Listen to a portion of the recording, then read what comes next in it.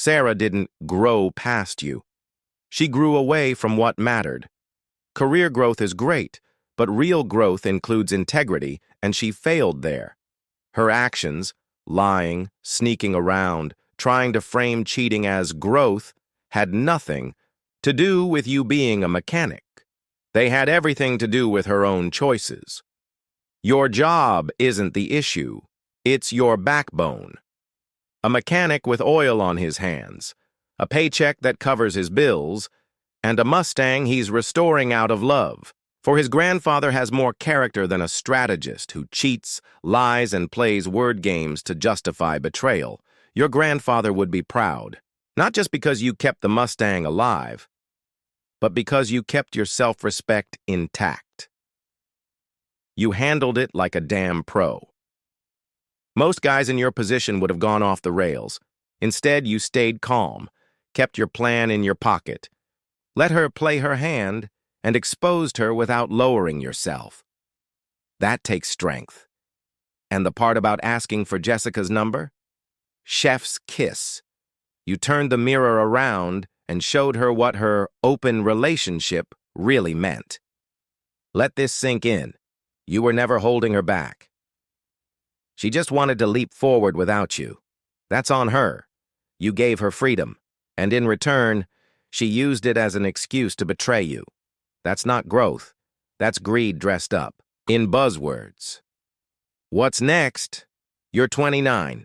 You've got a good trade, a loyal crew, and a restored Mustang that means more than most marriages these days. And when you find someone again, someone who doesn't just love you but respects you, you'll already know what real love should look like. You didn't get played. You didn't get left behind. You got freed from someone who didn't deserve your loyalty. Hold your head up. Finish that car. And when you're ready, drive it into a better future, not a broken past. By 1512, I wasn't her real man anymore. The guy she used to brag about, the one who could fix anything, the rock she leaned on, was suddenly beneath her. I used to be someone she admired. Solid. Dependable. A mechanic, yeah, but proud of it. Now, I was just the guy she came home to. Meanwhile, she spent her days in some shiny office, surrounded by people she'd suddenly decided were better. The respect was gone. And honestly, that hurt more than the cheating. I spent the rest of the morning making calls. First, the venue. Luckily, they had a cancellation policy. Lost my deposit, but whatever. Then the caterers, the DJ, all the wedding details you never really think about until you have to undo them. The florist cried when I told her, said her husband had done the same to her once, gave me a full refund, and told me to buy myself something nice. People can be unexpectedly kind. Then I did what I should have done weeks ago. I drove to Sarah's parents' house. Her dad's a mechanic, too. Owns a shop across town. That's how I met Sarah. He came by my garage for a second opinion on a car. Saw me working. Thought I'd be good for his daughter. Her mom answered the door, surprised. "Honey, shouldn't you be at work?" she asked, then saw my face. "What's wrong?" I showed them the video. Her dad came over, and man, I've never seen someone go red so fast. He started pacing like Sarah used to when she was upset. "How long?"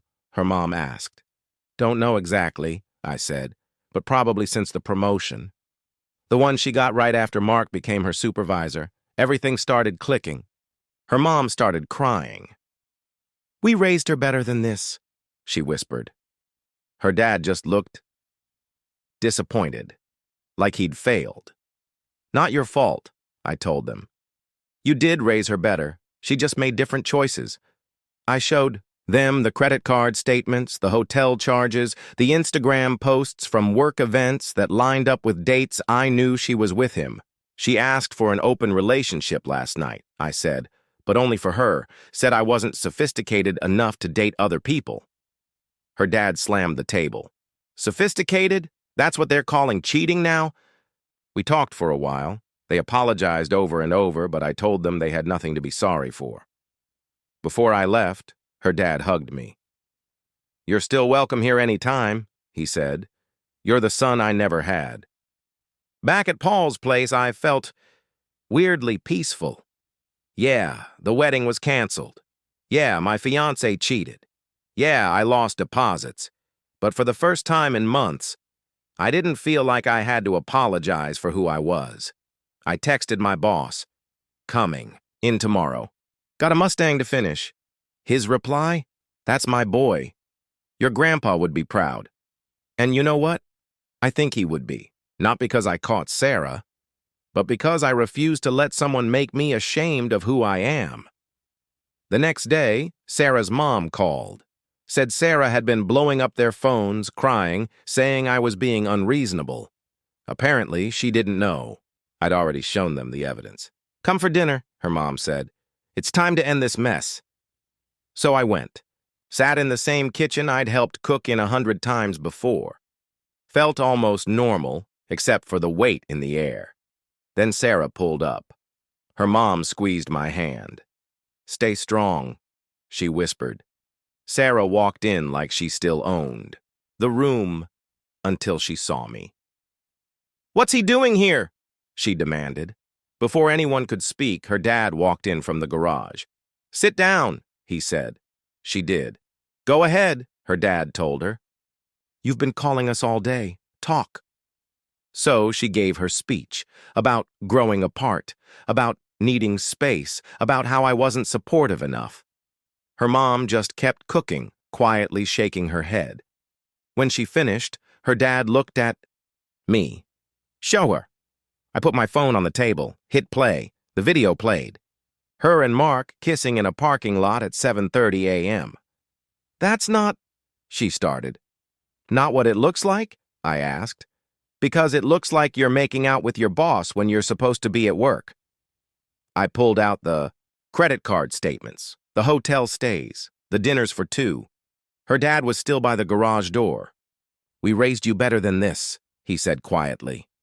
That landed harder than anything. You don't understand, she cried. Mark sees my potential. He knows what I can become. Her dad cut in. Goals? Like cheating on your fiancé? Like lying to your family? I finally spoke. You could have just told me. If you didn't want to marry me anymore, you could have just said so. Instead, you made me feel like I wasn't good enough, like being a mechanic was something to be ashamed of. Her mom stepped behind me, hands on my shoulders. Your father's a mechanic, she said. Was he not good enough either? That hit hard. Sarah tried again. I need more. More than what? Her mom asked. More than love? More than respect? More than family? I stood. I'm canceling the wedding. You can tell Mark he won't have to sneak around anymore. Mark's married, her dad said. We all turned. Yeah, he said. Wife and 2 kids. I looked him up. Sarah's face fell. The fantasy crumbled. I said my last piece. Keep the ring, sell it. I don't care. I don't want anything from you anymore. As I left, I heard her breaking down. Heard her mom say, actions have consequences, sweetie. I got in my truck, sat for a minute. Then I started the engine, drove back to the garage. That Mustang wasn't going to finish itself. After that, I threw myself into work. My boss had to practically kick me out some nights. There's this little coffee shop across from the garage. One day, I went in needing peace.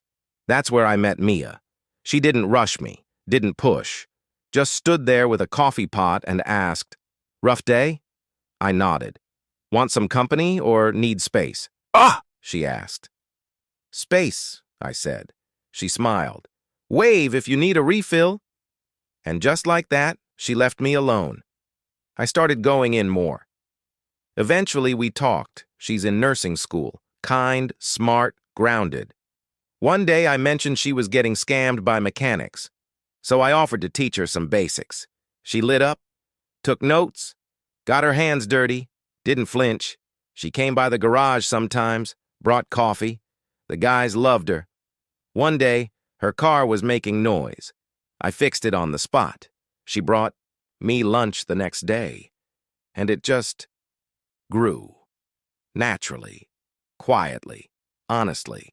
She never once made me feel small, never looked down on my job. She listened, really listened. One day she sat in the Mustang's driver's seat, running her fingers over the wheel. "Tell me about your grandpa," she said. So I did. She smiled. "He'd be proud of how this is turning out." And I believed her. The Mustang's finished. Now. Every bolt, every panel. Mia was there when it roared to life. We drove it to my parents' house for Sunday dinner. My mom cried happy tears.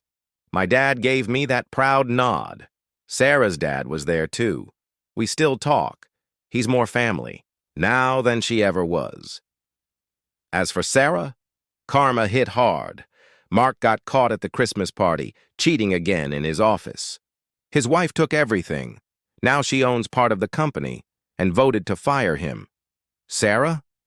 She tried to play the victim. Didn't work. Got demoted. Then resigned. Now she's back living at home, selling designer clothes online, doing soul searching. Meanwhile, life's pretty sweet on my end. My boss is talking about making me a partner. Business is booming. Turns out people like honest mechanics. And me? I've got grease under my nails, a Mustang in the garage, and a woman who sees me.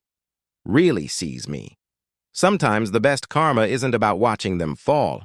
It's about finally standing tall.